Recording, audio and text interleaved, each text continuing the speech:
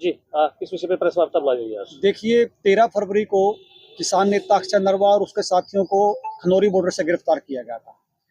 लगभग हम 5-6 बार प्रशासन से मिल चुके हैं, एसपी साहब से मिल चुके हैं और अब तो प्रशासन भी ये कहता है कि हाँ, हमने छानबीन की है कि जो किसान साथी पकड़े गए हैं, ये कहीं भी इन्वॉल्वमेंट में नहीं नज़र नहीं आ रहे। तो एक तो हमारा सवाल ये है कि जब ये कहीं भी इन्वॉल्वमेंट में नहीं है और हरियाणा से मात्र 3 किसान नेता गिरफ्तार किए गए हैं, तो जब इन्होंने कसूर नहीं किया तो जिन्होंने वहां पे हिंसा की वो लोग कहाँ पे हैं? जो हम बार बार ये कहते हैं कि इस हिंसा के पीछे कहीं ना कहीं बीजेपी का हाथ है, क्योंकि सरकार इस हिंसा के पीछे लोगों को बचाना चाहती है, तो उनको क्यों नहीं पकड़े जा रहे वो हिंसा वाले? इनको बेकसूर जो किसान नेता उनको जेल में किस लिए रखा जा रहा है, तो हमारा सवाल ये है।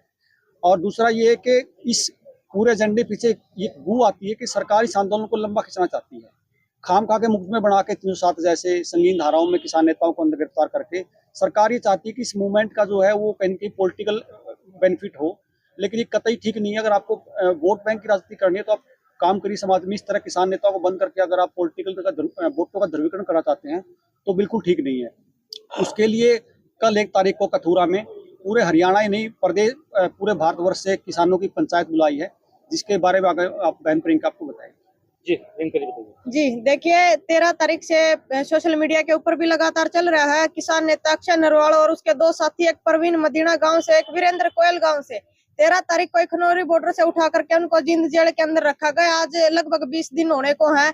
प्रशासन से हमने सारी बात कर ली। सामाजिक जो प्रक्रियाएं होती हैं, ज्ञापन भी हमने एसडीएम साहब को दिया 17 फरवरी को, लेकिन प्रशासन और सरकार की तरफ से इस मामले के ऊपर कोई संज्ञान नहीं है। हमारे उन 3 साथियों के ऊपर 307 समेत बहुत संगीन धाराएं लगा करके उनको जेल के अंदर डाल रखा है।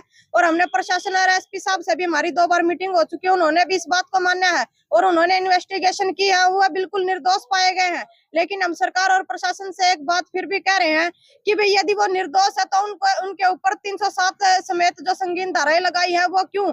ये प्रशासन के सामने और सरकार के सामने एक बड़ा सवाल है। सारी सामाजिक प्रक्रियाएं हमने कर ली। सोशल मीडिया के माध्यम से भी हमने सरकार को एक अल्टीमेटम दिया कि हम बड़ा फैसला लेने पर मजबूर होंगे, लेकिन सरकार ने इस बात के ऊपर कोई ध्यान नहीं दिया। सरकार इस मामले को बिल्कुल हल्के में ले रही है। तो इसी एवज में हमने 4 दिन पहले ही तमाम संगठनों से बात करके कथुरा धरने के ऊपर एक महापंचायत का फैसला लिया। पूरे हरियाणा भर से नहीं बल्कि एमपी से भी लोग उधर आकर के गांव सतर पे बैठ के भी चल रही हैं। प्रचार भी हो रहा है। तो जींद जिले और सोनीपत जिले में गांव सतर पे बैठ के चल रही हैं और गामराम का भी पूरा समर्थन मिल रहा है। गांव ने भी इस बात को मानना है कि हमारे बालक निर्दोष है, तो सरकार इस तरह के मुकदमे लगा करके जेल के अंदर क्यों कैद करना चाह रही है, क्यों बच्चों का भविष्य खराब करना चाह रही है।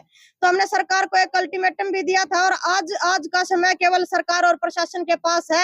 यदि सरकार इस बात के ऊपर संज्ञान नहीं लेती और उन साथियों को बिना किसी शर्त के रिहा नहीं करती तो हम उस पंचायत में चाहे जींद जेल भरो का फैसला हो या फिर जिस थाने के अंदर उनको पकड़ा गया उस गढ़ी थाने के अंदर जाने का फैसला हो या फिर एसपी के घेराव का फैसला हो, कोई भी कड़ा और बड़ा फैसला हम उस पंचायत से फिर लेने को मजबूर होंगे। सरकार इस बात का ध्यान रखे और इसकी जिम्मेदार सरकार और प्रशासन होगी, उसका जिम्मेदार फिर किसान और वो पंचायत नहीं होगी। जी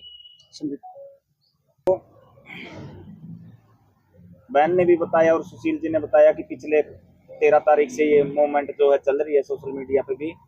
हमारा तो एक ही कहना है कि जो ये प्रशासन है ये उस चिराग की तरह हो गया कि जिसके पास चिराग होगा जिनूसी का। वहां पे लखीमपुर खीरी का जो मामला हुआ था उसमें भी आप सभी ने भी देखा कि आज तक आरोपी वीडियो भी आ चुकी हैं, सभी उनके जो दस्तावेज हैं उनके खिलाफ मान लो जो भी आरोप है वो प्रत्यक्ष हो गए कि ये इन्होंने किया है।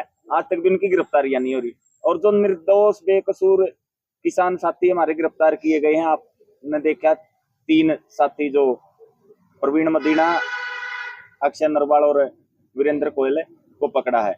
एसपी साहब खुद मानते हैं कि इनका कोई कसूर नहीं है। वीडियोग्राफी में ये बच्चे कहीं पे भी कोई भी हिंसा करते हुए नजर नहीं आ रहे और फिर भी उन पर 307 जैसी धाराएं लगाकर 506 इत्यादि 10 धाराएं लगा रखी हैं कि किसी आतंकवादी पे भी नहीं लगती।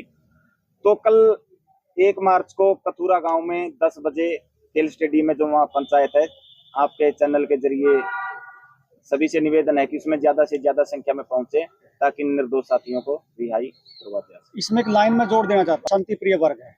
कल को ये ना हो कि महापंचायत में कोई इस तरह का निर्णय लिया जाए कि जहाँ पे जिस थाने में जो केस हुआ था, जो गढ़ी थाना पड़ता है, कि वहीं हमारा जो पक्का मोर्चा ना लग जाए, क्योंकि पिछली बार जितने भी आंदोलन हुए हैं जब केस लगे हैं तो हमने वहीं पे पक्का मोर्चा लगाया जिस थाने का वो केस था।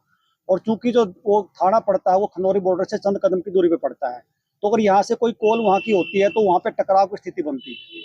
तो अगर इस टकराव को सरकार टालना चाहती है तो बेकसूर किसान नेताओं को तुरंत रिहा कर दिया जाए, नहीं तो इस पूरे टकराव का और पूरे मामले का जो जिम्मेवारी होगी वो सरकार प्रशासन की। का मतलब ब्रेकिंग न्यूज नहीं, हर बहस का मतलब हंगामा नहीं। हरियाणा की सारी खबरें केवल हरियाणा बुलेटिन पर, सीधी बात, नो बकवास।